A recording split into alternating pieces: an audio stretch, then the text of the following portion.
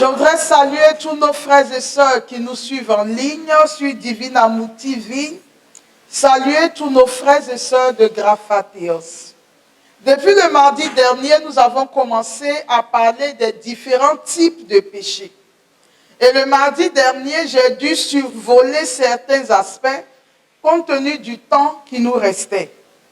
Alors ce soir, je vais donc revenir sur ce thème, les différents types de péchés, et nous allons essayer d'approfondir des aspects que nous n'avons pas pu toucher le mardi dernier. Alors, le mardi dernier, nous avons vu qu'il y avait une diversité de péchés, et l'exercice pratique, l'un des exercices pratiques que nous devions faire, c'était d'aller regarder Galates 5 à partir du verset 19, où Saint Paul cite les fruits de la chair pour voir quels sont les fruits dans lesquels nous sommes et comment est-ce que nous nous engageons avec la grâce de Dieu à sortir de ces fruits de la chair, puisqu'il termine ce verset en disant « Tous ceux qui commettent de telles choses n'hériteront pas du royaume des cieux ». Donc c'était Galates chapitre 5, versets 19 à 21, il me semble. Et donc, le mardi dernier, après avoir vu les fruits de la chair, nous avons catégorisé les péchés selon des critères. Donc, nous avons vu qu'il y avait les péchés selon l'auteur. En termes de révision, les péchés selon l'auteur. Et nous avons identifié 3 types de péchés selon l'auteur. Donc, le premier péché, c'était les péchés personnels. Le deuxième type de péché, c'était les structures de péché. Et puis, le troisième type, c'était le péché originel. Donc, voici les 3 catégories de péchés selon l'auteur. Ensuite, nous avons vu les péchés selon leur gravité. Donc, les péchés selon leur gravité, nous en avons identifié 3. Le catéchisme parle de 2, mais j'ai ajouté un 3e qui fait aussi partie de ça. Nous avons vu que dans les péchés selon leur gravité, nous avons le péché mortel, le péché véniel et les péchés capitaux. Alors, c'est essentiellement sur ces points, à partir de là, que je voudrais revenir sur ce que nous avons vu le mardi dernier. Nous avons dit le point 1854 du catéchisme de l'Église dit qu'il convient d'apprécier les péchés selon leur gravité. Déjà perceptible dans l'Écriture, la distinction entre péché mortel et péché véniel s'est imposée dans la tradition de l'Église. Donc, le catéchisme nous propose d'aller regarder dans la Bible un passage qui nous fait dire qu'il y a des péchés, différents types de péchés selon leur gravité. Nous avons vu 1 Jean chapitre 5, les versets 16 à 17. Si quelqu'un voit son frère commettre un péché qui n'entraîne pas la mort, donc c'est la Bible qui commence par identifier différents types de péchés. Si quelqu'un voit son frère commettre un péché qui n'entraîne pas la mort, il demandera et Dieu lui donnera la vie. Cela vaut pour ceux dont le péché n'entraîne pas la mort. Ce passage de l'Écriture continue en disant « Il y a un péché qui entraîne la mort. Ce n'est pas pour celui-là que je dis de prier. Toute conduite injuste est péché, mais tout péché n'entraîne pas la mort. » Donc, c'est Saint Jean, dans sa première épître, qui fait déjà une première distinction entre les péchés. Les péchés qui entraînent la mort et les péchés qui n'entraînent pas la mort.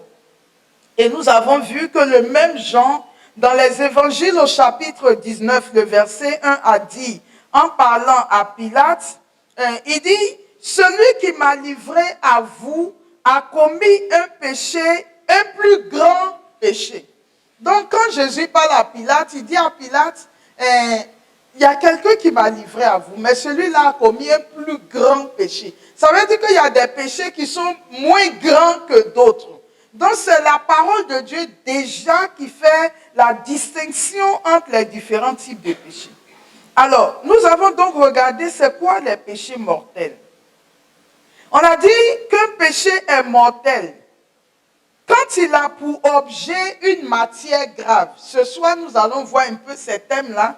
Quand il a pour objet une matière grave. Donc c'est la première condition. Pour que le péché soit mortel, il faut que, la matière soit grave.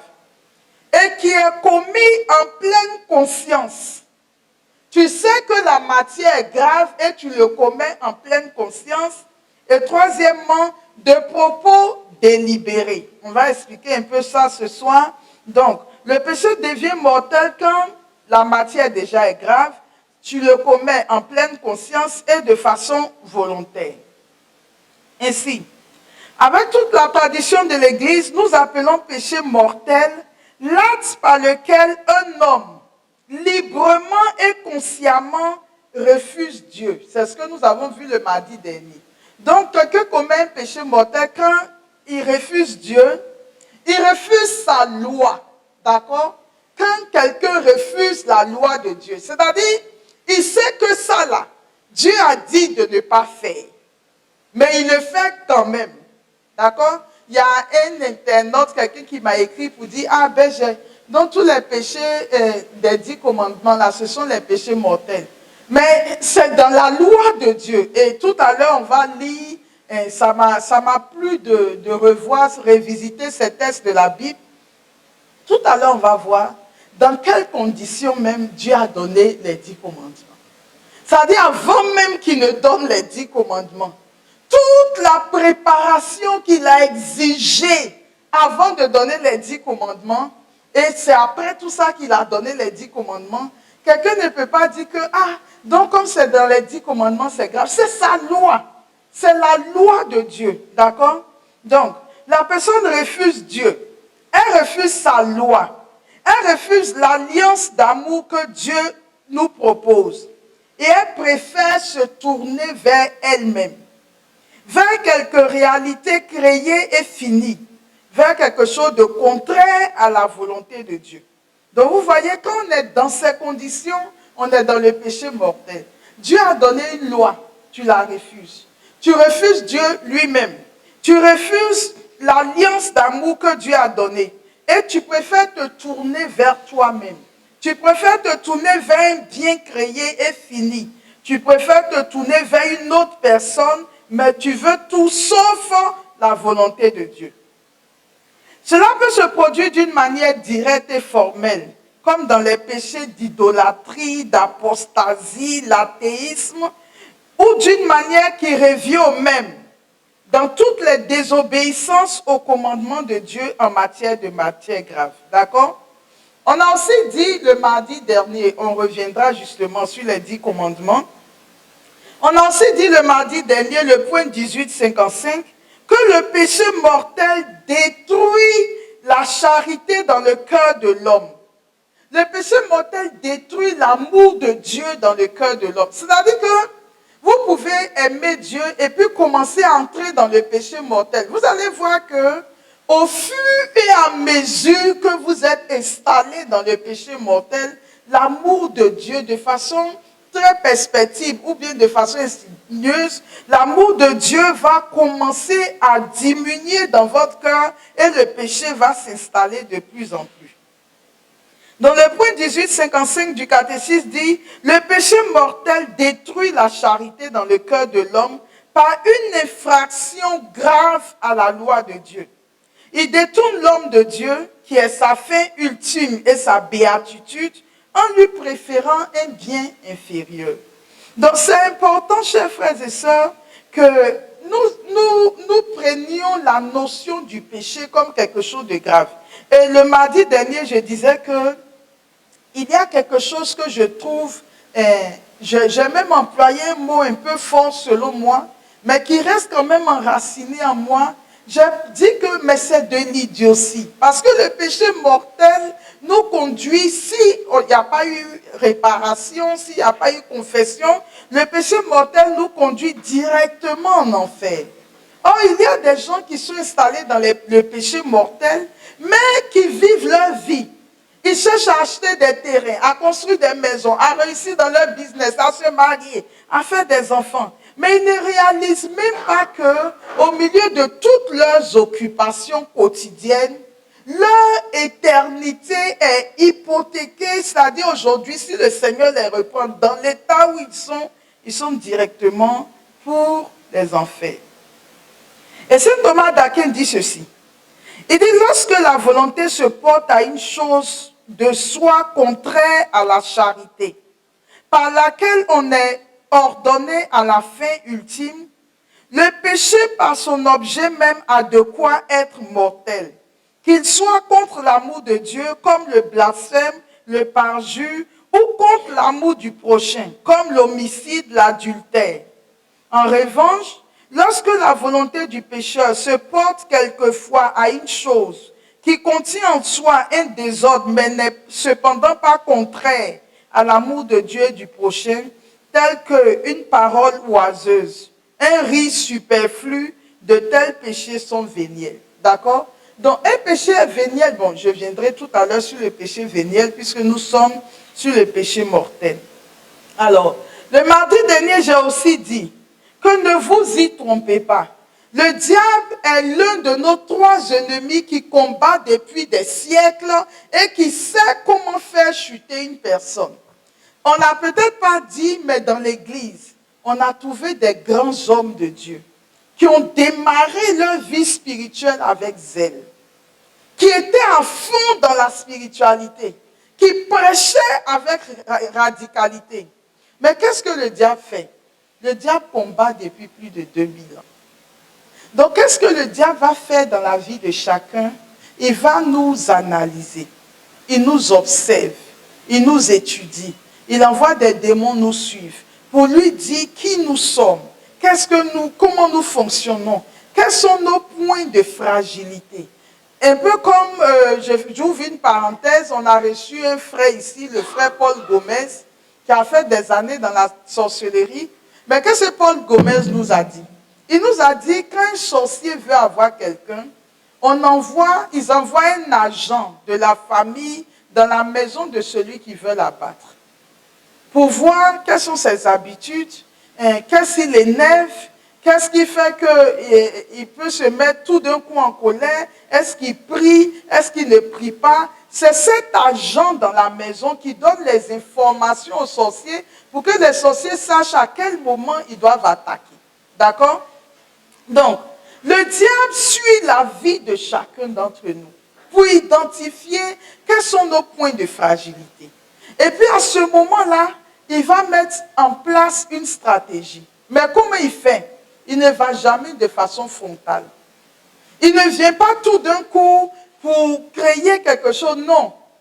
Il va voir tes fragilités et puis il va tout doucement incliner ta volonté vers ce qui t'éloigne de Dieu et ce que ta chair aime. Il va créer les conditions pour que de plus en plus tu rentres dans la volonté dans ce que lui, il veut que tu fasses. Alors sans t'en rendre compte, tu t'éloignes tout doucement du Seigneur. Tu t'éloignes tout doucement du Seigneur, mais tu ne réalises pas que tu es en train de t'éloigner du Seigneur. C'est tellement subtil, une petite habitude qui va enrober de spiritualité. Et il va te dire, mais tu sais que tu pries, que tu vas à la messe, que tu lis la Bible, que tu es bien. Donc ces petits péchés-là, le Seigneur n'en tient pas compte. Si on ne reste pas collé à la parole de Dieu, si on ne reste pas collé à l'enseignement de l'Église, on peut penser qu'on est dans la spiritualité, alors qu'on est très loin du centre de la spiritualité. Et c'est la raison pour laquelle je demande qu'on reste focus sur notre essentiel. Il faut que chacun prenne la décision que je ne peux pas laisser d'autres diriger mon éternité bienheureuse. Je dois construire mon salut. Et c'est d'ailleurs ce que Saint Paul nous dit. Saint Paul dit, travaillez à votre salut. Personne n'a le droit de dire, je suis telle personne, c'est lui qui va faire ma spiritualité. La Bible dit, sondez vous-même les Écritures. Tous les documents de l'Église sont à notre disposition. Mais si chaque personne ne prend le temps de les lire, de les approfondir, de chercher, de suivre des enseignements qui les orientent dans ce sens, à la fin, tu vas répondre de ce que même à ce niveau-là, tu as été négligent. Alors, le catéchisme nous précise les conditions pour qu'un péché soit mortel. Donc voyons quelles sont ces conditions. Le point 1857 dit ceci. Pour qu'un péché soit mortel, 3 conditions sont ensemble requises. 3 conditions sont ensemble requises. Le point 1857 du catéchisme. Un péché mortel, tout péché qui a pour objet, on l'a vu tout à l'heure, qui a pour objet quoi? Une matière grave. Un péché est mortel quand 3 conditions sont réunies. Premièrement, le péché mortel a pour objet une matière grave. Alors, quand on parle de matière grave, ne vous dites pas que c'est vous qui déterminez la gravité de la matière. Ça, le Seigneur ne nous a pas donné ce pouvoir. Ce n'est pas à un être humain de décider que ça c'est grave, ça c'est pas grave. Dieu lui-même a déjà défini qu'est-ce qui est grave. Donc il faut rentrer dans la pensée, dans la vision de Dieu pour appeler A ce que Dieu appelle A et B ce que Dieu appelle B. Donc le Seigneur, lui, il a déjà identifié qu'est-ce qui est matière grave. Il ne nous appartient pas de définir est-ce que ça là aussi c'est grave. Si tu es dans cette dynamique, mais tu vas commettre ces péchés-là et te dire que ça, c'est pas grave, Dieu peut pardonner, mais Dieu les a appelés graves. Donc, tu vas subir les conséquences de la gravité. D'accord? Donc, on était sur le point 1857.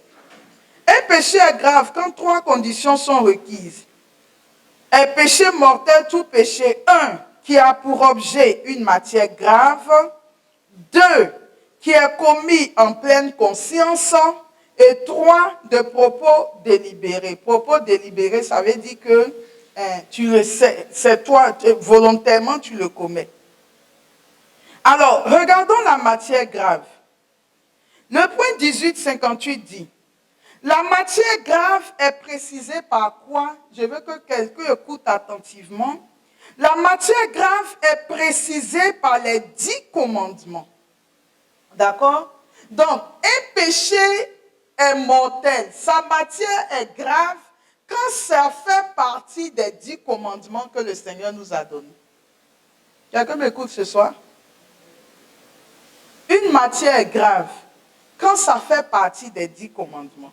Alors, avant de continuer cette disposition du catéchisme de l'Église, sur laquelle je vais revenir tout à l'heure, j'aimerais qu'on aille un peu dans la parole de Dieu pour regarder dans quelles conditions les 10 commandements nous ont été donnés. Donc, je nous invite à prendre Exode, le chapitre 19 déjà. Exode chapitre 19 à partir du verset 10. On va voir déjà les conditions dans lesquelles les 10 commandements ont été donnés et ensuite on regardera les 10 commandements. Alors, Exode 19 à partir du verset 10, la parole de Dieu nous révèle ceci. Le Seigneur dit encore à Moïse, retourne vers le peuple et dis-leur de se purifier aujourd'hui. Donc, Dieu va donner les 10 commandements. Mais avant de donner les 10 commandements, il dit, il faut qu'il y ait une préparation spirituelle au niveau du peuple. Quand pour donner quelque chose, le Seigneur commence à dire, préparez-vous spirituellement. Ça veut dire que ce qui va venir, c'est quelque chose de tellement important pour le Seigneur qu'on ne peut pas recevoir ce qui va venir sans qu'on se soit préparé spirituellement, qu'on se soit purifié. Quelqu'un m'entend ce soir? Donc Dieu dit, retourne vers le peuple et dis-leur de se purifier aujourd'hui et demain. Donc la purification, ce n'est même pas un seul jour, c'est sur 2 jours. Ensuite, qu'ils lavent aussi leurs vêtements. Donc ça veut dire que même les habits qu'ils vont porter là, pour venir vers moi, il faut que ce soit des habits lavés. C'est-à-dire Dieu va jusque dans les choses extérieures. Parce qu'on aurait pu se dire que si nos cœurs sont purifiés, c'est suffisant. Le Seigneur dit non seulement vous vous purifiez intérieurement, mais même les habits que vous allez porter pour venir dans ma présence, ça doit être des habits lavés. On continue. Qu'ils se tiennent prêts pour après-demain. Donc 2 jours de préparation. Car ce jour-là, je descendrai sur le mont Sinaï à la vue de tout le peuple. Tu leur fixeras des limites autour de la montagne et tu les mettras en garde. Ils ne doivent pas gravir cette montagne, ni même s'en approcher. Donc Dieu va descendre. Non seulement les gens se sont purifiés, mais ça ne lui suffit pas. Il faut les mettre à une certaine distance. Il ne faut pas qu'ils se rapprochent d'ici. Mais des limites. Il continue. Tout être qui s'en approchera sera mis à mort. Attendez, il n'a pas encore donné les 10 commandements. Mais déjà il dit, avant même que je ne donne les 10 commandements, celui qui s'approchera, qui ne va pas obéir à ce que je dis, il dit, mettez-le à mort. Est-ce que vous suivez? Tout être qui s'en approchera sera mis à mort.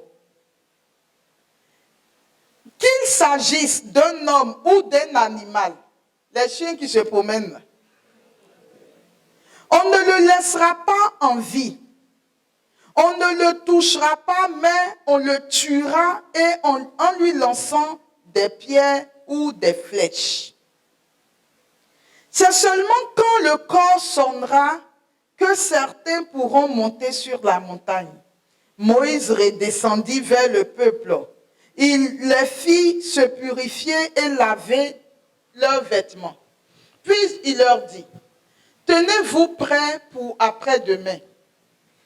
Abstenez-vous des relations avec vos femmes. Quelqu'un a entendu ça aussi? Le surlendemain dès l'aube, il y eut sur la montagne des coups. C'est-à-dire avant de donner les 10 commandements, Dieu fait une démonstration d'éclat et de puissance. Il y eut des coups de tonnerre, des éclairs et une épaisse fumée. On entendit aussi une puissante sonnerie de trompette. Dans le camp, le peuple tremblait de peur.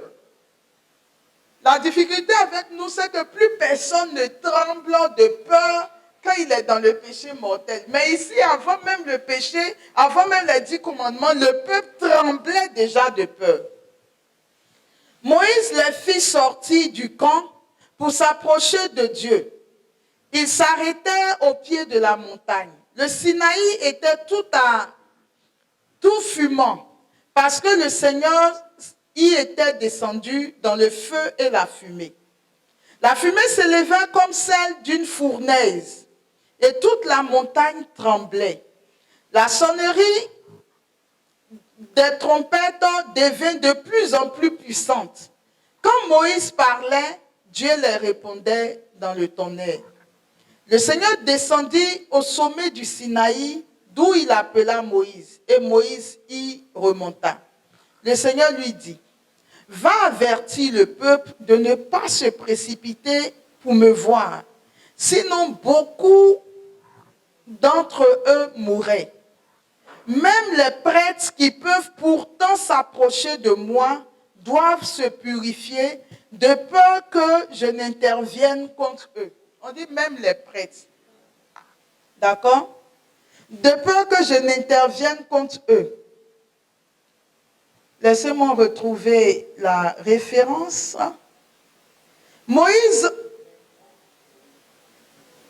lui répondit, le peuple ne peut pas monter sur le Sinaï.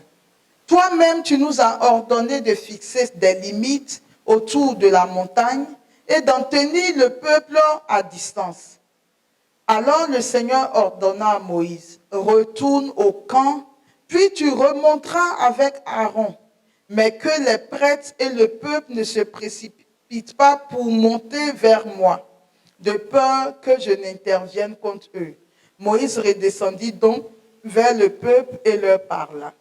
Et c'est donc après tout ça, quand le Seigneur s'est assuré que le peuple s'est purifié, qu'une distance a été mise entre lui et le peuple, que les animaux ont été éloignés, que les hommes ont reçu les limites, que les vêtements ont été lavés.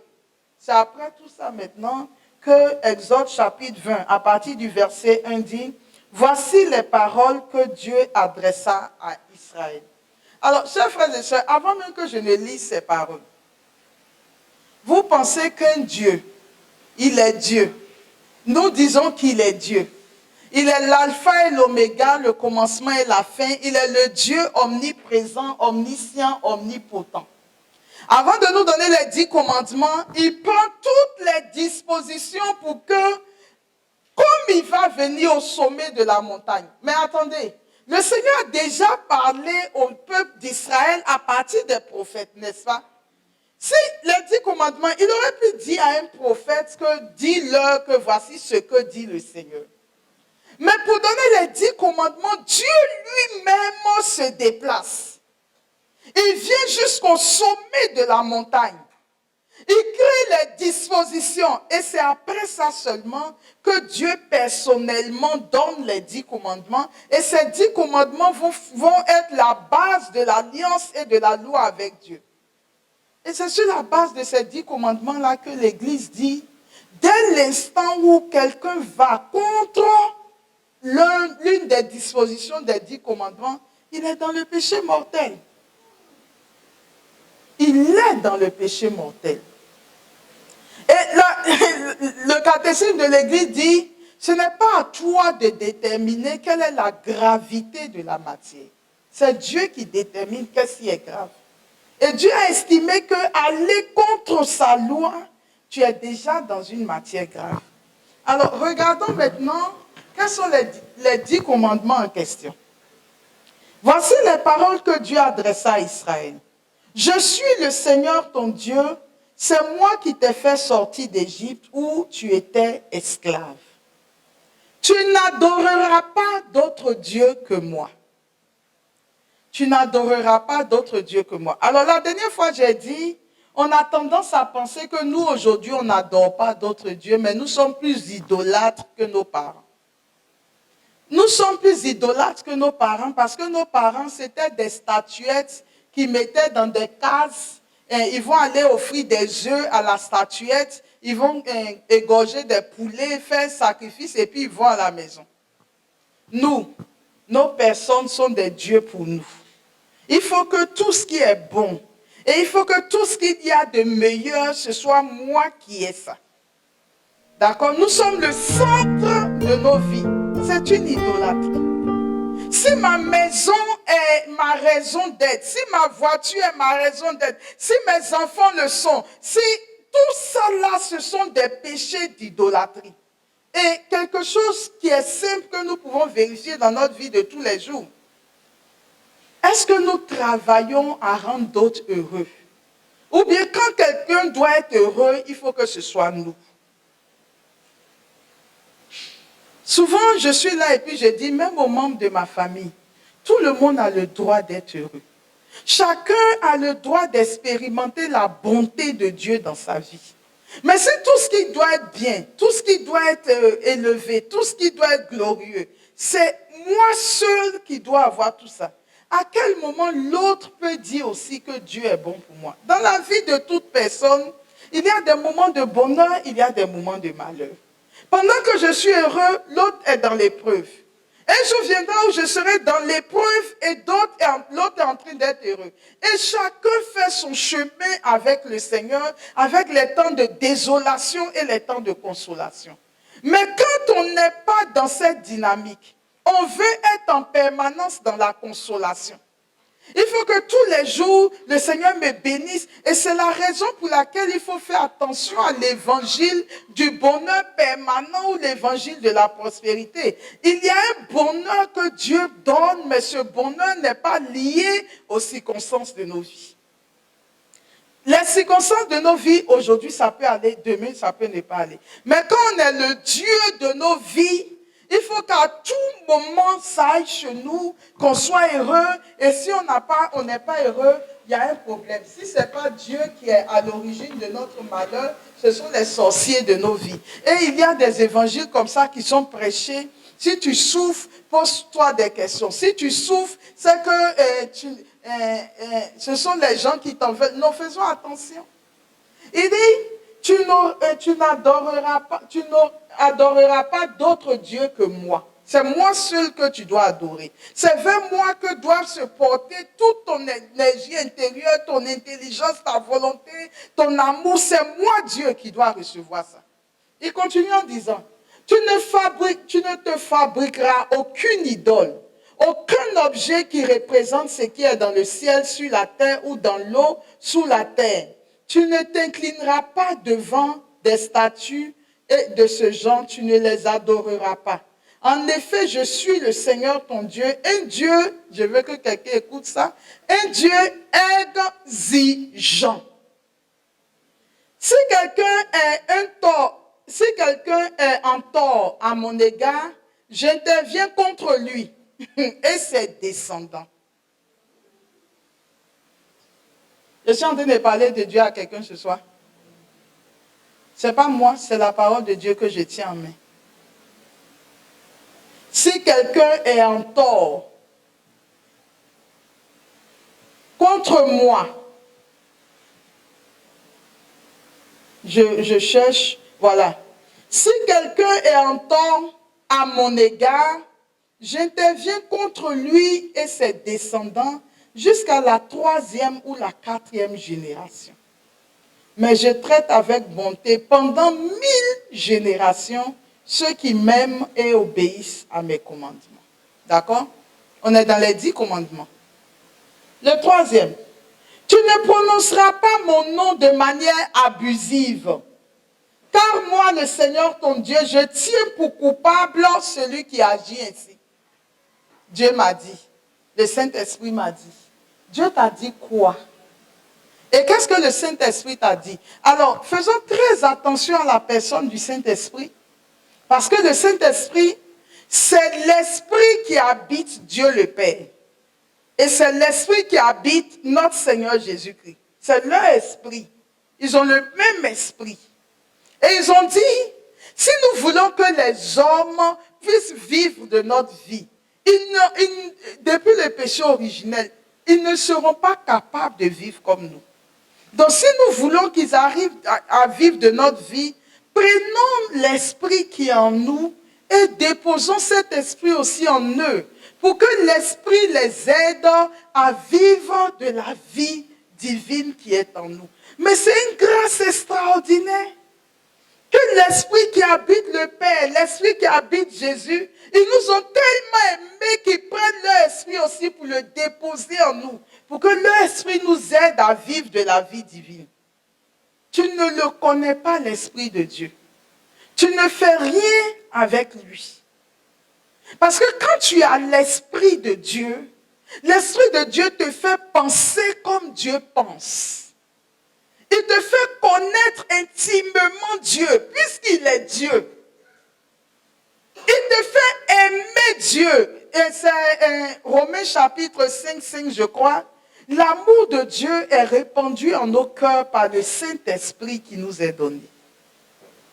Donc, quelqu'un qui est dans un péché mortel, il y a déjà un problème dans sa relation avec le Saint-Esprit.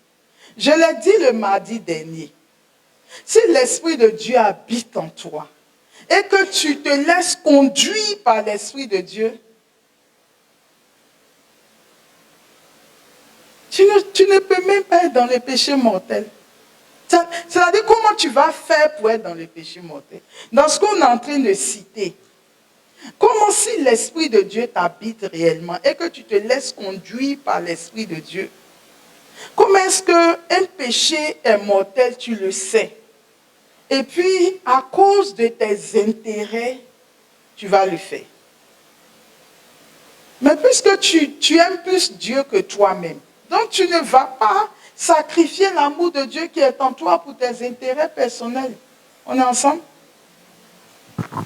On continue dans les 10 commandements.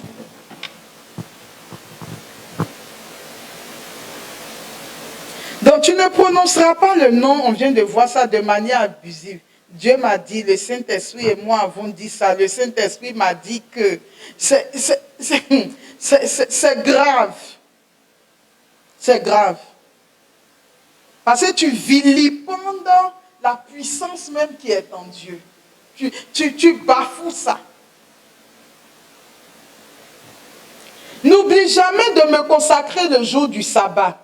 Tu as 6 jours pour travailler et faire tout ton ouvrage. Le 7e jour, c'est le sabbat qui m'est réservé. À moi, le Seigneur ton Dieu, tu ne feras aucun travail ce jour-là, ni toi, ni tes enfants, ni tes serviteurs ou servantes, ni ton bétail, ni l'étranger qui réside chez toi. Car en 6 jours, j'ai créé le ciel, la terre, la mer et tout ce qui contient, puis je me suis reposé le 7e jour. C'est pourquoi moi, le Seigneur, j'ai béni le jour du sabbat et je veux qu'il me soit consacré. Si tu es contre ce commandement, tu es dans un péché mortel. Tu ne respectes pas Dieu, ni ce qu'il a défini. Respecte ton père et ta mère afin de jouir d'une longue vie dans le pays que moi, le Seigneur ton Dieu, je te donne. Voici un autre élément. Et ici, toute la subtilité du diable se trouve. Respecte ton père et ta mère. Ton père et ta mère peuvent se sacrifier pour toi. Ou ils ne l'ont peut-être pas fait. Mais le Seigneur dit que tu dois à ton père et à ta mère un respect. Et si tu le fais, moi je vais augmenter le nombre de tes jours. Le diable va venir te dire, mais est-ce que tu sais que ta maman là, c'est elle même qui t'en veut? C'est elle qui veut te tuer. Est-ce que tu sais que ton père, c'est lui qui te livre? Mais nous avons un avantage. Celui qui a dit, respecte ton père et ta mère, c'est le même qui est capable de nous protéger si jamais nos parents voulaient nous livrer à la sorcellerie. Donc, quel argument tu vas trouver pour dire non, tu sais, ce commandement, je n'ai pas pu le respecter parce que ma maman est une grande sorcière? Le Seigneur te répondra. Le Dieu en qui tu crois est-il un Dieu capable de te délivrer de la sorcellerie? D'accord? Donc, quel argument nous aurons devant le Seigneur pour ne pas prendre soin de nos parents? Le Seigneur a utilisé ses entrailles pour que tu viennes à l'existence. Ce qu'il attend de toi, c'est la gratitude et la reconnaissance vis-à-vis d'eux. Le diable les a peut-être, je dis bien peut-être, engloutis dans des situations. Mais toi, tu continues à les honorer et tu pries pour eux. C'est tout ce qu'on demande. Mais tu ne peux pas dire non, Dieu, toi-même tu sais, cette grande sorcière-là, je ne pourrais pas lui donner mon argent. Et si jamais elle n'était pas sorcière?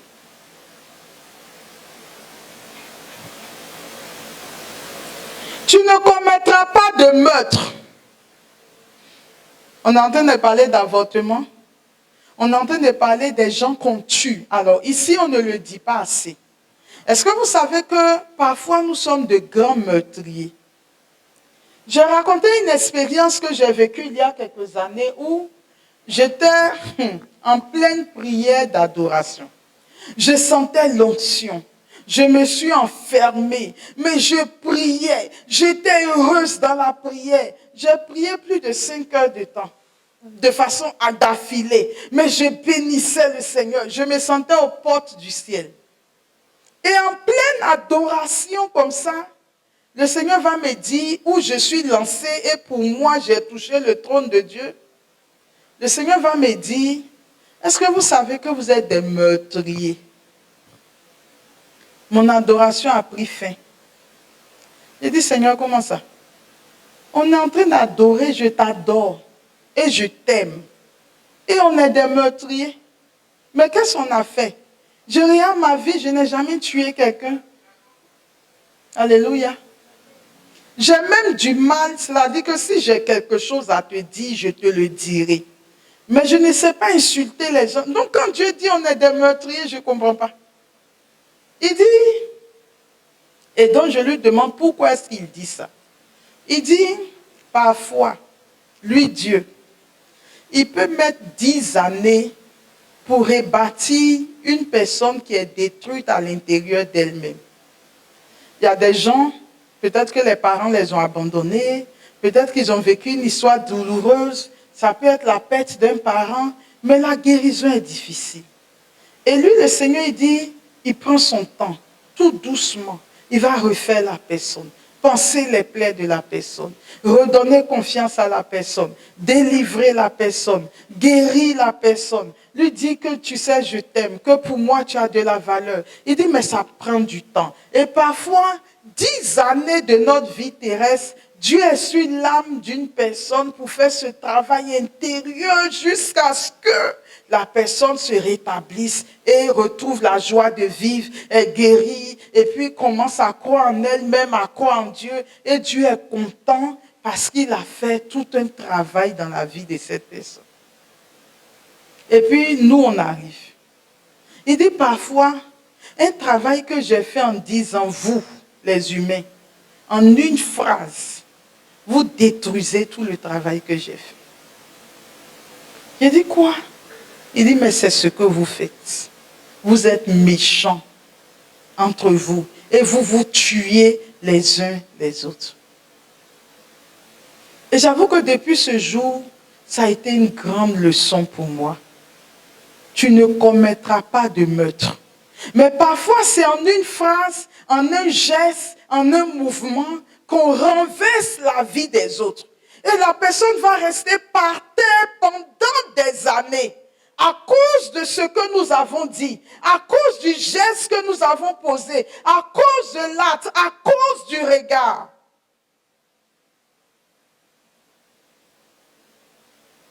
Nous avons tué intérieurement la personne. Et à cause de ça, la personne maintenant peut se laisser aller. On ne m'a jamais aimé, je ne compte pour personne. Et la personne peut se livrer maintenant au péché, dire que dans sa vie, plus personne ne l'aime. Et Dieu nous tient pour responsables de la mort de nos frères et sœurs. J'ai raconté l'histoire de cette jeune fille où, dans l'année de la miséricorde, c'était une prostituée. Cet enseignement-là, je me demande quel jour on va le finir. C'était une prostituée et puis qui est venue, elle était vraiment très mal habillée.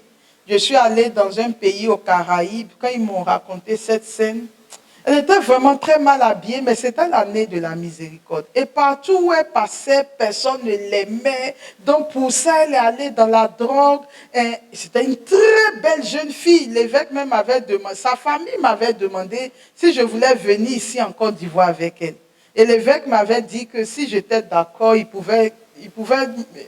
sa famille voulait me la donner. Mais quand on a regardé à la dernière minute, tous les papiers à faire jusqu'à... Je l'ai laissée, j'ose espérer avec la grâce de Dieu qu'elle est encore vivante. Mais non, c'est pas elle, c'est une autre. Dans celle-là, elle s'est dit, si je viens, comme tout le monde me rejette, si j'arrive dans l'église, si les chrétiens m'accueillent, je sentirai que Dieu m'aime. Et puis donc, je ne sais pas si elle était poursuivie, même tous, elle a couru. Les chrétiens étaient dans l'église en train de prier et de chanter. Donc avec sa culotte un peu déchirée, tout ça, elle a atterri au milieu d'eux. Sauvez-moi. Ils l'ont regardé, ils disent, c'est quoi ça? Elle dit, non, j'ai besoin de vous. Oui, mais tu ne peux pas venir à l'église habillée comme tu es. Ressors! Elle dit, j'ai besoin de vous. On dit, tu ressors. Si tu as besoin de nous, tu retournes chez toi. Tu vas t'habiller correctement parce qu'ici, c'est la maison du Seigneur. Il faut respecter Dieu. Tu ressors. Ça vous rappelle quelque chose? Comment on dit ça? Qu'il rentre. Voilà. On dit, tu ressors. Mais quand elle est ressortie, elle est allée se suicider. Elle a laissé une lettre et elle s'est suicidée. Parce que c'était son dernier recours. Ses frères et sœurs chrétiens. Elle s'est suicidée. Voilà comment nous pouvons devenir des meurtriers. Tuer la vie de Dieu dans nos frères et sœurs. Ce qu'on a vu, ce qu'on n'a pas vu. Les choses qu'on fait de façon mesquine. C'est-à-dire tout ça, ça fait de nous des meurtriers. Alors le jour où j'ai fait l'enseignement sur le jugement particulier, j'ai dit que beaucoup ne vont pas directement au ciel. Parce que toutes ces choses que nous faisons, pour lesquelles nous ne nous confessons pas, et qui sont devenues en nous comme des secondes habitudes. Mais il faut répondre de tout ça devant le trône de Dieu. D'accord? Tu ne commettras pas d'adultère. Alors, mardi dernier, je l'ai dit aussi, si tu vois une femme qui ne t'appartient pas et qui te plaît au point où tu arrives à commettre l'adultère avec elle, ça veut dire que tu t'aimes plus que tu n'aimes Dieu.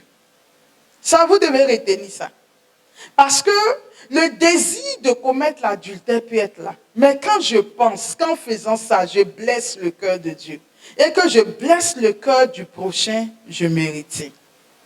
Mais si, malgré toutes ces considérations, j'ai bravé que j'ai commis l'adultère, c'est que je suis le centre de ma vie. C'est mon désir qui prime sur toutes les autres considérations. On se parle ce soir? Tu ne commettras pas de vol. Il n'y a pas une raison qui peut justifier un vol. Il n'y en a pas. Même si les autres bouffent, que toi tu ne bouffes pas, tu ne peux pas dire que comme eux ils bouffent, moi aussi j'ai bouffé. Comme ça, nous tous on bouffe. C'est ce qu'on appelle les structures de péché. Tu ne pourras jamais dire à Dieu que je voulais parce que tout le monde voulait. Tu ne peux pas. Les affaires de corruption, tout ça, tu ne peux pas mettre ça comme un argument devant le Seigneur. Tu ne prononceras pas de faux témoignages contre ton prochain. Alors moi, j'ai l'habitude de dire, quand on vient vous dire quelque chose, faites attention parce que celui qui vous parle a toujours raison. Mais quand vous allez raconter à d'autres que je te dis c'est vrai, mais sur quoi tu te bases pour dire c'est vrai puisque tu n'as pas écouté l'autre? Vous comprenez? Et on peut détruire quelqu'un comme ça par des faux témoignages. Et ces derniers temps, je me rends compte que dans l'église, les gens parlent. À tous les niveaux, les gens parlent. Ce qu'ils ont vu, ce qu'ils n'ont pas vu. Et je suis surprise de voir que les gens parlent autant. Que ce soit parmi les prêtres, les religieux, religieuses, les laïcs. Ça veut dire tout le monde parle de ce qu'on voit, de ce qu'on ne voit pas. C'est grave. Tu veux au fond de moi la vérité. Tu ne convoiteras rien de ce qui appartient à ton prochain, ni sa maison, ni sa femme, ni son serviteur, ni sa servante, ni son bœuf, ni son âne. Quand ils ont fini de dire ça, la Bible dit, tous les Israélites entendirent les coups de tonnerre et la sonnerie de la trompette. Tous virent les éclairs et la montagne fumante. Ils se mirent à trembler de peur et s'étaient à distance. Il dit à Moïse, parle-nous toi-même et nous t'écouterons. Mais que Dieu ne nous parle pas directement, sinon nous mourrons. Moïse leur répondit, ne craignez rien. Si Dieu s'est approché de vous, c'est pour vous mettre à l'épreuve. Il veut que vous reconnaissiez son autorité et que vous ne commettiez pas de péché. D'accord? Donc, chers frères et sœurs, on ne peut pas banaliser les 10 commandements. Et c'est la raison pour laquelle le catéchisme dit, la matière grave, ce sont les 10 commandements. Donc, chaque fois que quelqu'un est dans tout ce que je viens de dire, alors donc, nous reprenons le point 1858. La matière grave est précisée par les 10 commandements selon la réponse de Jésus au jeune homme riche. Tu ne tues pas, ne commets pas d'adultère, ne vole pas, ne porte pas de faux témoignages, ne fais pas de tort, honore ton père et ta mère. Marc chapitre 10, le verset 18. La gravité des péchés est plus ou moins grande. D'accord? Dans les 10 commandements, la gravité des péchés est plus ou moins grande. Par exemple, un meurtre est plus grave qu'un vol. La qualité des personnes lésées entre aussi en ligne de compte. La violence exercée contre les parents est de soi plus grave qu'envers un étranger. Mais n'empêche que ça reste des péchés mortels. D'accord? Alors, on parle de matière grave quand l'acte est de par lui-même incompatible avec la charité et donc également incompatible avec les exigences incontournables des vertus morales et théologales. Maintenant, parlons de la pleine conscience, parce qu'on a dit qu'il faut qu'il y ait pleine conscience. Le point 1859 du catéchisme dit « Le péché mortel requiert pleine connaissance et entier consentement. Il présuppose la connaissance du caractère pécamineux de l'acte, c'est-à-dire le fait que tu saches que c'est opposé à la loi de Dieu. Il implique aussi un consentement suffisamment délibéré pour être un choix personnel. Par exemple, si on t'a drogué et puis on t'a fait commettre l'adultère, tu n'es pas responsable de l'acte qui a été posé. D'accord? Donc, bien qu'il y ait eu adultère, tu n'as pas donné ton consentement pour qu'il y ait adultère. Donc, tu n'es pas dans un péché mortel. Il faut que cette condition aussi soit réunie. C'est-à-dire, tu sais que c'est dans les 10 commandements. Toi-même, consciemment, tu acceptes de le faire. D'accord? Donc, la troisième condition, c'est que ce soit volontaire. Donc, c'est ce que je viens de dire. Si on t'a imposé ça et que tu ne pouvais pas ne pas le faire, on t'a enchaîné, on t'a drogué, tout ça, bien que l'acte soit grave, le fait est que tu sois conscient que c'est mauvais, mais le fait que ta volonté a été embrigadée, tu n'es pas dans le péché mortel. Donc, les 3 conditions doivent être réunies pour qu'il y ait péché mortel. Tu sais que c'est dans les 10 commandements, la matière est grave, tu donnes ton consentement pour le faire et puis c'est volontairement que tu acceptes de rentrer dedans. Alors, quels sont les effets du péché mortel? Le point 1856 dit, le péché mortel attaque en nous le principe vital qui est la charité.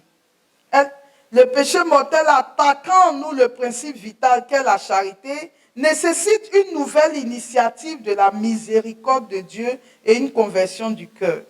Le point 1861, le péché mortel entraîne la perte de la charité et la privation de la grâce sanctifiante, c'est-à-dire de l'état de grâce.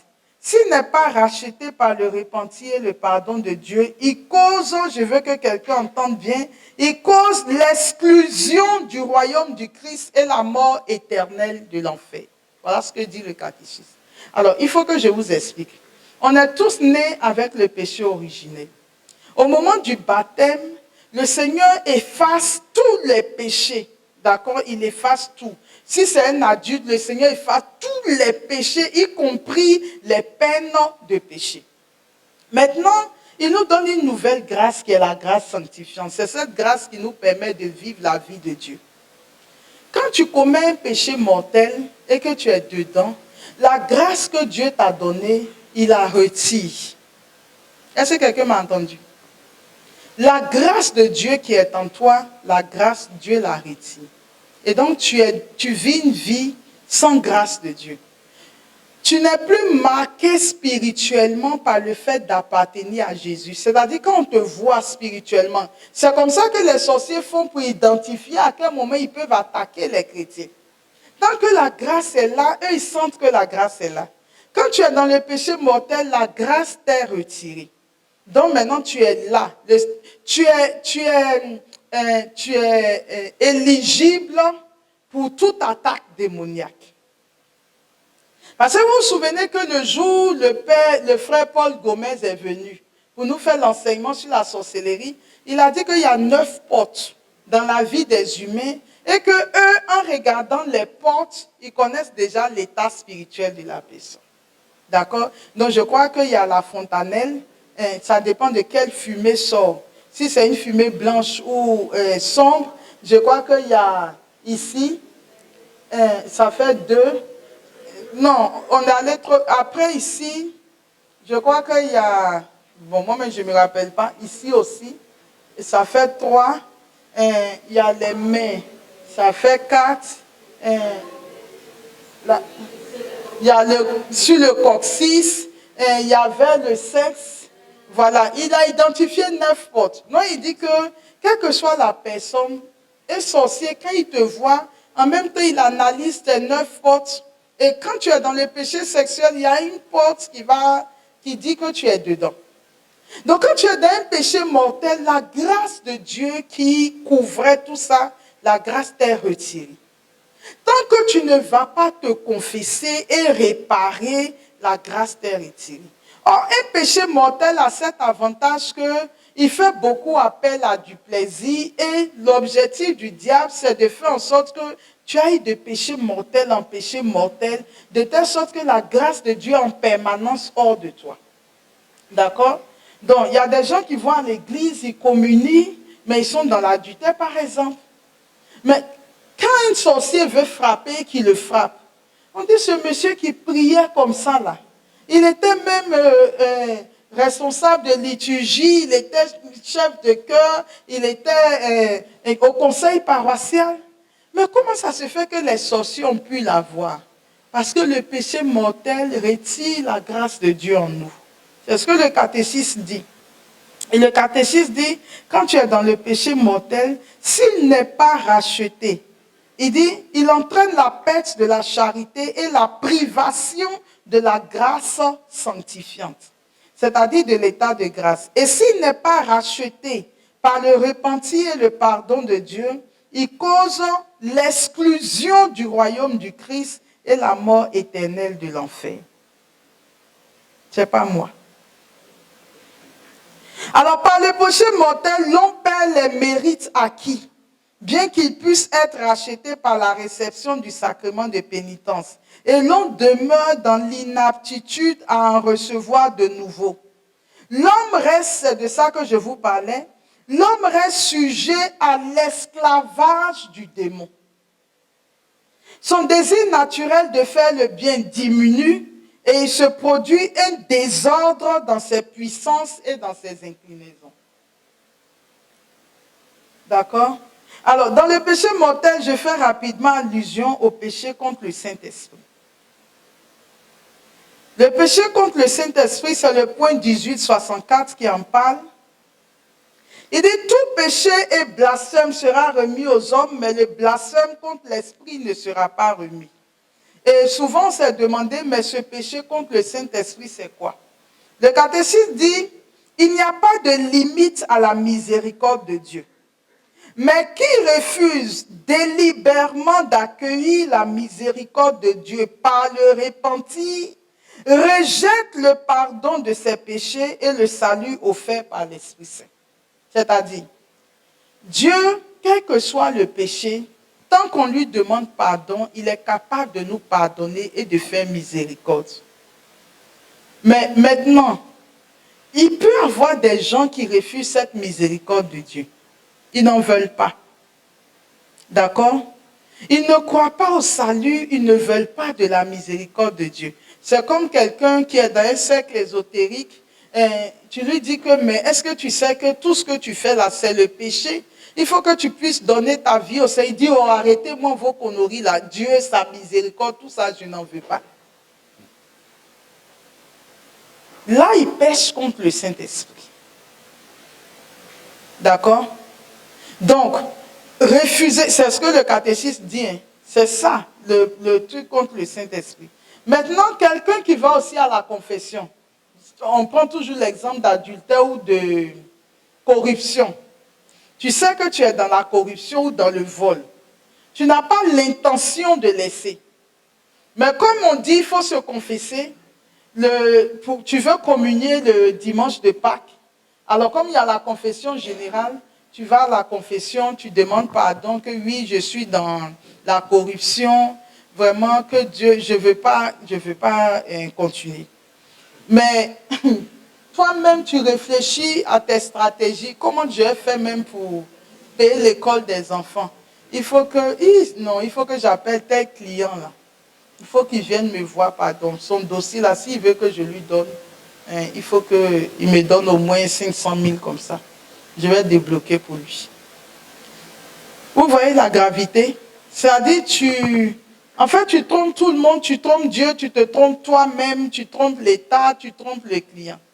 Mais tu te trompes toi-même. Parce qu'en faisant cela, tu ne te rends pas compte que de toute façon, le diable a déjà emprisonné ton âme. Ça, c'était le péché mortel.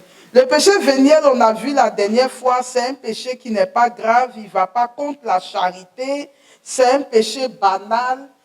Si la bergère voulait fait son malin et que son talon a fait ça, tu as pouffé de rire, c'est pas un péché grave.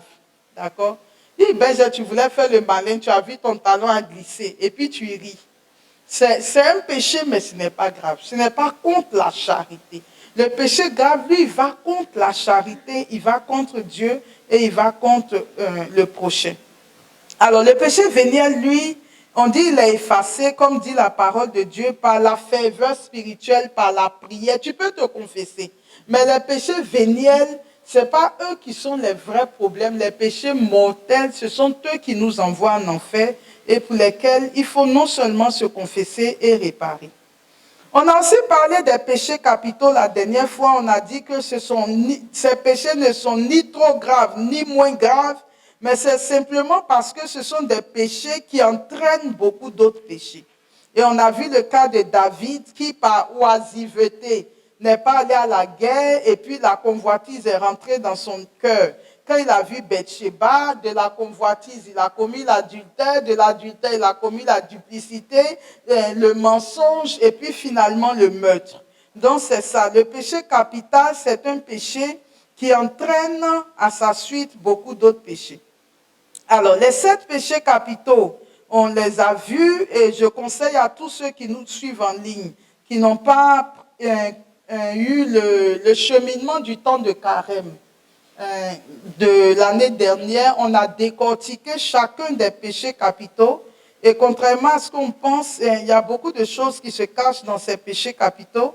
Alors, je vous conseille d'aller sur la plateforme et vous pourrez suivre en ligne tout ce qu'on a dit dans ce cheminement.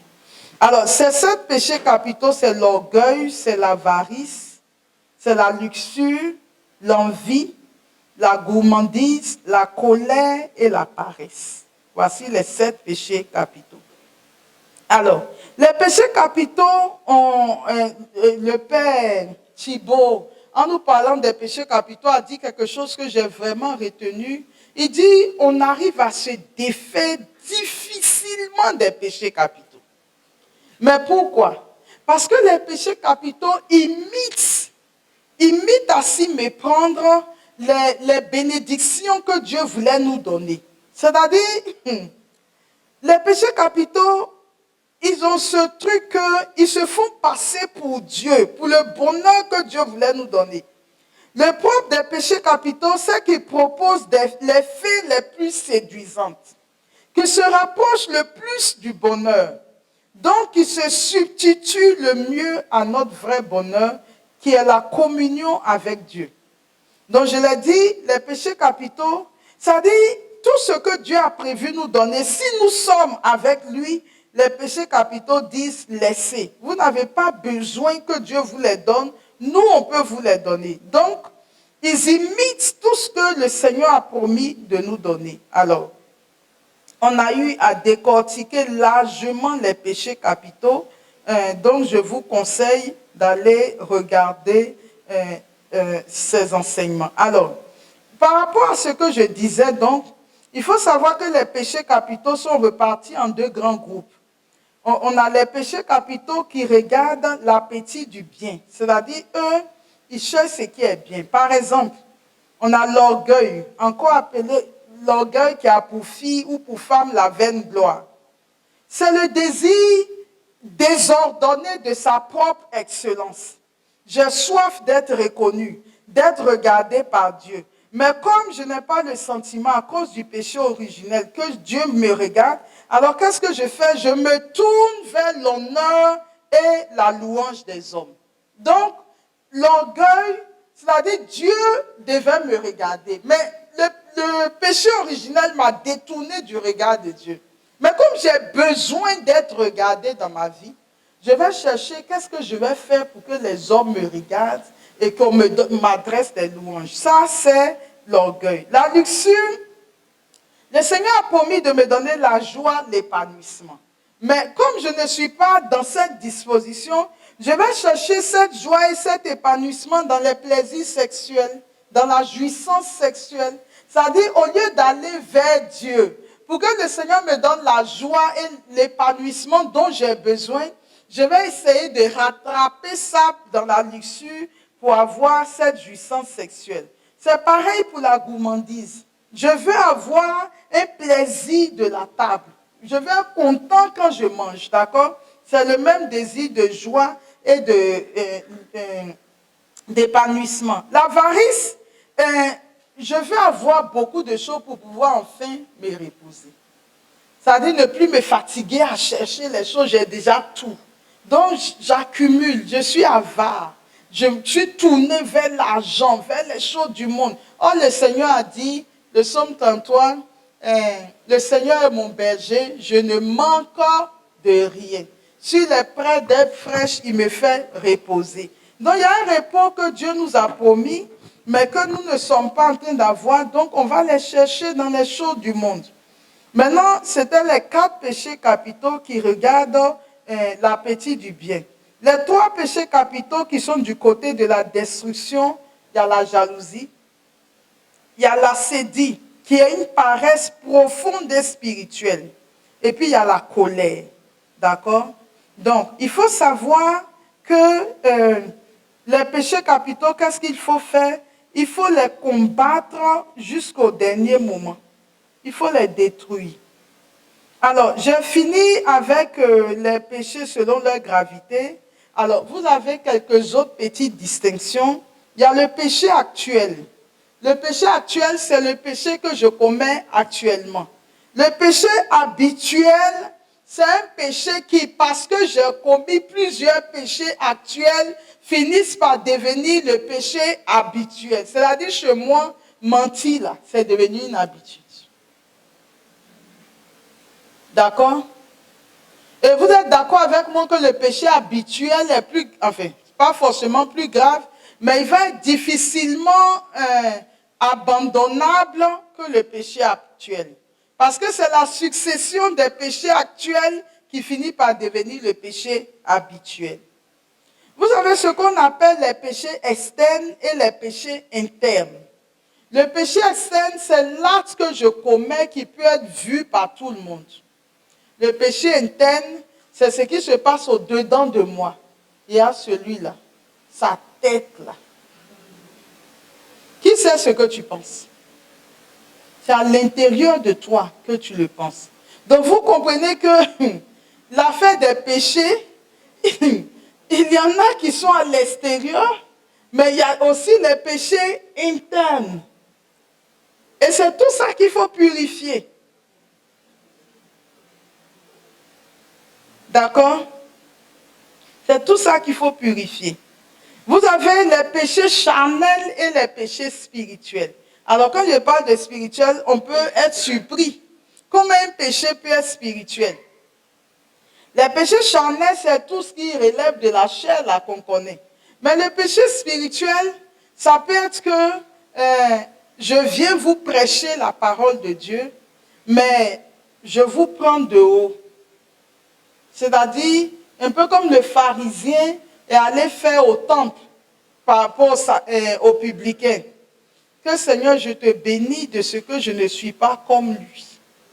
Vous voyez, ça suffisant dans la prière, c'est un péché spirituel. C'est-à-dire, les péchés spirituels, c'est sur les choses de Dieu qu'on les fait. D'accord? Maintenant, vous avez les péchés par action et les péchés par omission. Alors, le péché par omission, c'est quoi? On le voit souvent sous un seul angle, mais il faut le voir sous 2 angles. Le péché par omission, bon, le péché par action, on le connaît, mais le péché par omission, c'est ne pas faire. Non, c'est ne pas faire ce que je devais faire. Ça rentre dans le péché par omission. C'est-à-dire, je devais le faire, mais je ne l'ai pas fait. Maintenant, le péché par omission, ça peut être aussi, alors, on dit, il se traduit, attendez. Ah, je n'ai pas cette partie. C'est-à-dire, il y a faire ce que je ne devais pas faire, et puis ne pas faire ce que je dois faire. Vous voyez?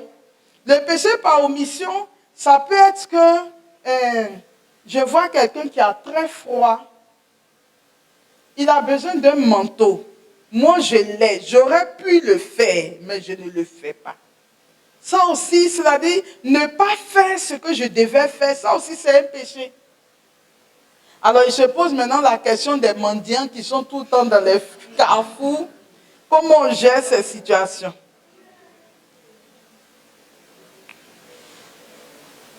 Je voudrais, comme nous sommes presque à la fin de l'heure, évoquer quelque chose dont on ne nous parle pas souvent et que moi-même je ne savais pas dans l'Église, ce qu'on appelle les suites ou les restes du péché. Les suites ou les restes du péché. Et personne ne rentre dans la présence de Dieu avec les suites ou les restes du péché.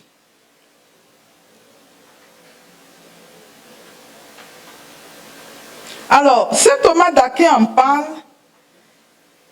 Il dit, la faute mortelle est remise en tant que la grâce habituelle convertit vers Dieu l'âme qui était détournée de lui. Je vous explique.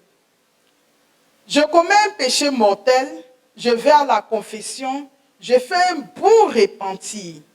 Je fais un bon repentir. Alors, je voudrais ouvrir une parenthèse pour dire que dans la vie chrétienne, on peut rester dans la religiosité, mais ne pas rentrer dans la vie spirituelle authentique et mystique. Donc, si tu es dans un péché mortel, que tu vas te confesser par religiosité, c'est-à-dire, comme on a dit, il faut se confesser. Tu vas te confesser. Mais ta confession ne descend pas dans les profondeurs de ton cœur. Ne déchire pas ton cœur. Ne crée pas en toi le regret, etc. Tu allais te confesser, on t'a donné l'absolution, mais la grâce reste suspendue. Elle ne descend pas dans ta vie. Parce que l'acte que tu allais poser est resté extérieur, est resté superficiel, est resté banal. Donc, non seulement tu as offensé le Seigneur qui est blessé, mais tu dis tu vas lui demander pardon et tu vas lui demander pardon de façon blessante, encore plus blessante, parce que tu évacues les choses. Donc, je referme cette parenthèse.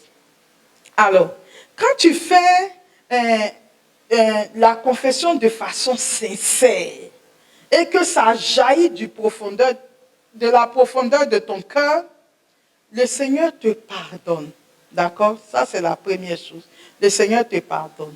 Et puis, le prêtre va demander que tu fasses une pénitence. Donc, toi, tu vas aller, il va te dire, par exemple, récite une dizaine de chapelets. Vous voyez ce qu'on nous dit habituellement après la confession. C'est la pénitence. Donc, tu vas aller faire. Donc, tu es pardonné. Sauf que tu n'as pas fini. C'est pas fini et ça, on ne nous le dit pas souvent. Et c'est ces derniers temps que je viens de découvrir ça. Qu'est-ce qui n'est pas fini? Il y a ce qu'on appelle dans l'Église la réparation. Je vais en parler largement le mardi prochain. C'est-à-dire quand tu as commis le péché mortel, tu as créé un désordre dans la création de Dieu. Tu as créé un désordre. Tu demandes pardon, le Seigneur te pardonne. Sauf que le désordre que tu as créé doit être réparé. Est-ce que vous voyez? Vous voyez Moïse, quand il a désobéi au commandement de Dieu, le Seigneur a pardonné à Moïse. La preuve, quand Jésus apparaît sur le mont Tabor, c'est Moïse et Élie qui sont là. Donc il a pardonné à Moïse. Mais Moïse a réparé. Il dit que tu n'entreras pas dans la terre promise. Est-ce que vous comprenez? J'ai donné l'exemple de David la dernière fois.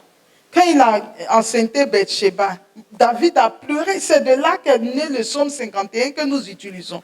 Dieu a pardonné à David. Et il a dit à David, voici l'homme selon mon cœur. Il a dit à Moïse, voici l'homme le plus humble de la terre. Donc Dieu a pardonné. Mais il a quand même dit à David, à cause de ce que tu as fait, cet enfant-là va mourir. C'est-à-dire, tu payes. Il y a une réparation à faire. D'accord? Maintenant, c'est quoi les suites ou les restes du péché? À force de pécher, Dieu te pardonne. Même si c'est sincère, Dieu te pardonne. Tu pêches, Dieu te pardonne. Tu pêches, Dieu te pardonne. Le péché est effacé. Sauf que tu as habitué maintenant ton âme à pécher. Quelqu'un me suit?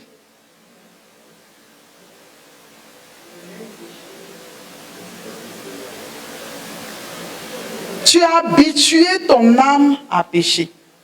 Donc ton âme qui était droite, ton âme maintenant a commencé à se pencher du côté du péché.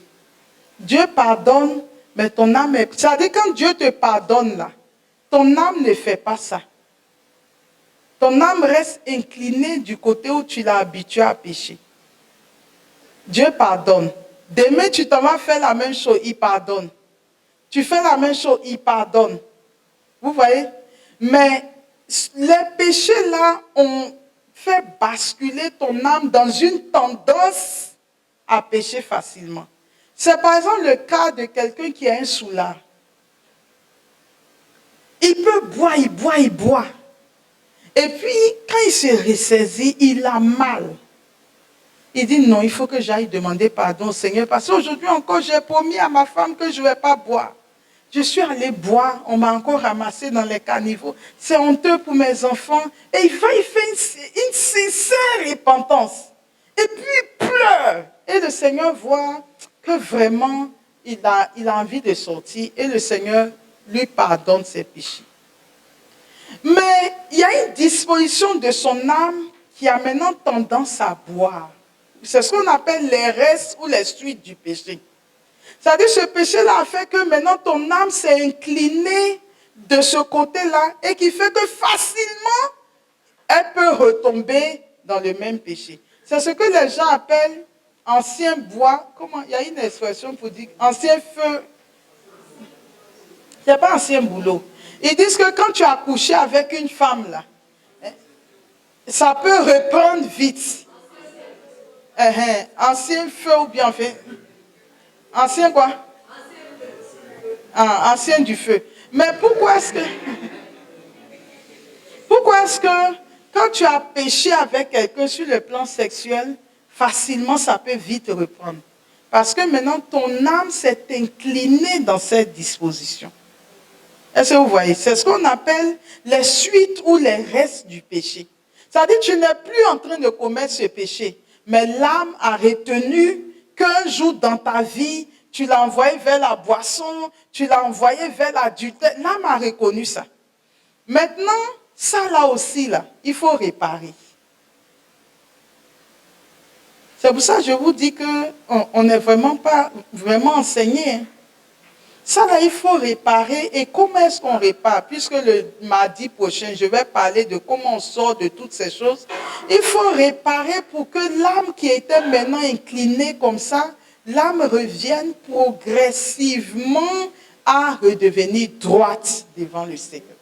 Si ton âme a pu redevenir droite devant le Seigneur avant ta mort, tu n'auras pas besoin d'aller purifier ça au purgatoire. Mais il y a des gens qui meurent, ils n'ont pas le péché mortel, le péché véniel. Là, je suis sûr que beaucoup en ont. Mais ce pourquoi les gens vont aussi le plus au purgatoire, c'est parce que les restes et les suites du péché, on ne les répare pas sur terre.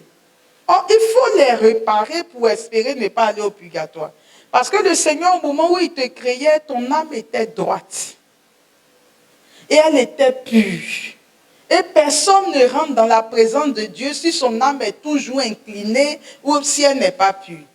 Donc c'est soit sur la terre, tu la ramènes de façon droite, soit tu t'en vas au purgatoire pour être purifié jusqu'à ce qu'elle revienne à sa position droite. Alors, à partir de l'enseignement passé, il paraît que ça a été beaucoup partagé. Certains ont dit, est-ce que ce n'est pas trop dur comme enseignement?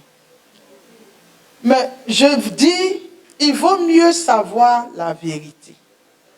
Et demander la grâce de Dieu qui nous accompagne dans notre cheminement. Que de trouver, parce que même Jésus, les gens lui ont dit que ton enseignement est trop dur, qui peut te suivre? Et ils sont partis. D'accord? Donc, restez collés au Seigneur et lui demander la grâce. Seigneur, moi, cet enseignement-là, je le trouve difficile avec ma vie. Je ne sais pas comment je vais m'en sortir. Et demander la grâce de Dieu, puisque certains arrivent à le vivre. Donc, si certains peuvent vivre, pourquoi toi, tu ne peux pas le vivre? En tout cas, moi, depuis que j'étais à l'école primaire, ça a été ça, mon leitmotiv. Si mes amis peuvent avoir 20 dans cette matière, pourquoi moi je ne peux pas avoir 20? Et donc, je me bats toujours pour arriver là où les autres sont arrivés. Donc, c'est de dire, mais Seigneur, tu dis tu ne fais acception de personne. De moi-même, là, ce que tu attends de moi, je ne peux pas. C'est difficile pour moi. Je reconnais que c'est difficile, mais j'ai besoin de ta grâce. Mais si tu rentres dans le jugement, ce commandement de Dieu aussi, là, finalement, qui peut vivre ça? Moi, si c'est ça, je suis découragé. Ça aussi, c'est une stratégie du diable pour te maintenir dans ce dans quoi tu es et t'enfoncer davantage. Et là, maintenant, on commence à aller vers le péché contre le Saint-Esprit. Parce que tu ne crois pas que Dieu peut te sortir de là. Et on peut même juger soit la parole de Dieu contre Dieu, ça la bergère qui est due. Or, la parole de Dieu et la bergère ne font que dire ce que Dieu a dit de dire. Ça peut aller?